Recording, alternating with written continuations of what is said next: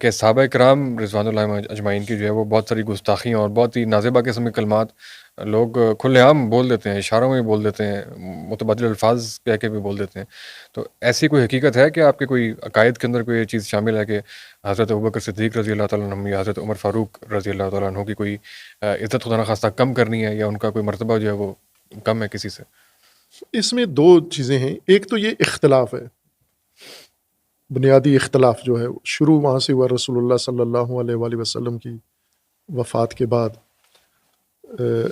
رسول اللہ کی جانشینی کا مسئلہ آیا، خلافت کا. تو بنیاد تو وہاں سے پڑی کہ شیعہ اعتقاد کے مطابق مولا علی اس کے وارث تھے. حدیث غدیر اور دیگر جو منابع ہیں ان کے حدیث ثقلین یا جو بھی ان کے پاس دلائل ہیں، کافی دلائل ہیں، تھوڑے نہیں، ان کے تحت وہ یہ کہتے ہیں کہ یہ مولا علی علیہ السلام جانشین ہیں. اہل سنت اس فیصلے کو معتبر قرار دیتے ہیں جو ثقیفہ بنی ساعدہ میں ہوا اور مہاجرین انصار نے کیا، اور پھر حضرت ابوبکر کو خلیفہ نامزد کیا لوگوں نے ان کی بیعت کر لی. تو وہ اسی کو کہتے ہیں کہ یہ درست، یہی حقدار تھے یا یہی درست فیصلہ تھا. شیعہ کہتے ہیں نہیں، مولا علی علیہ السلام. تو یہ اختلاف ہے یہ. اور پھر یہ اختلاف آگے بڑھتا ہے، ظاہر ہے جو تاریخ آگے بڑھتی جاتی ہے تو شیعہ اپنے موقف کے اوپر قائم ہے اور اہل سنت اپنے موقف کے اوپر. یہ ایک پہلو ہے اختلاف والا، اور یہ ہے اس میں کوئی صدیوں سے دوسری رائے نہیں ہے. یہ اختلاف ہے، صدیوں سے ہے.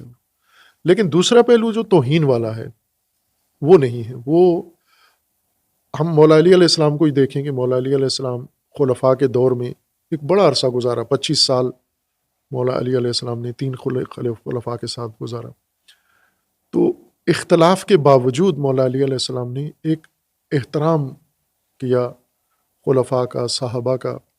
یعنی کہیں بھی نہ صحابہ کے خلاف علی علیہ السلام کے خطبے موجود ہیں نہج البلاغہ میں، وہاں پر علی علیہ السلام نے کسی کا لحاظ نہیں رکھا. جس کو تنقید کرنی تھی تنقید کی ہے، جس کی مذمت کرنی تھی مذمت کی ہے، جس کی تعریف کرنی تھی تعریف کی ہے.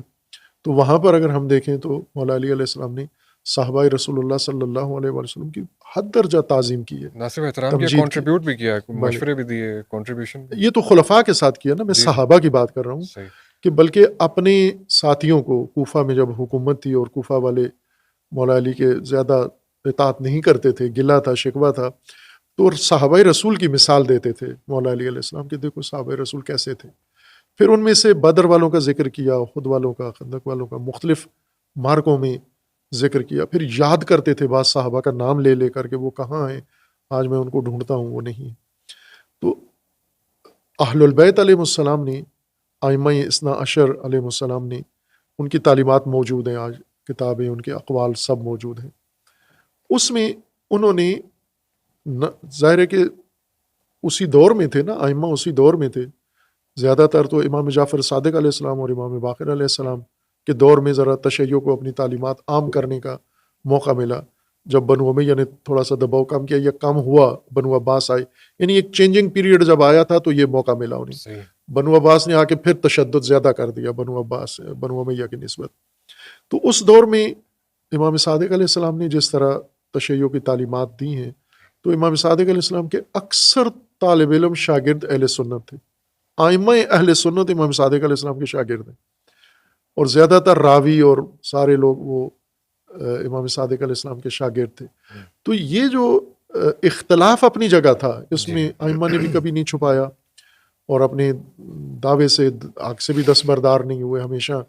لیکن یہ بھی کبھی نہیں کیا کہ صحابہ رسول کی یا خلفاء کی توہین کا یا خود کی ہو یا حکم دیا ہو کسی نے. اختلاف اپنی جگہ تھا. وہ یہ جو سلسلہ شروع ہوا توہین صحابہ کا، یہ اصل شیعوں نے رد عمل میں، ریئیکشن میں کیا ہے. کس کے ریئیکشن میں؟ جب مولا علی کی توہین شروع ہوئی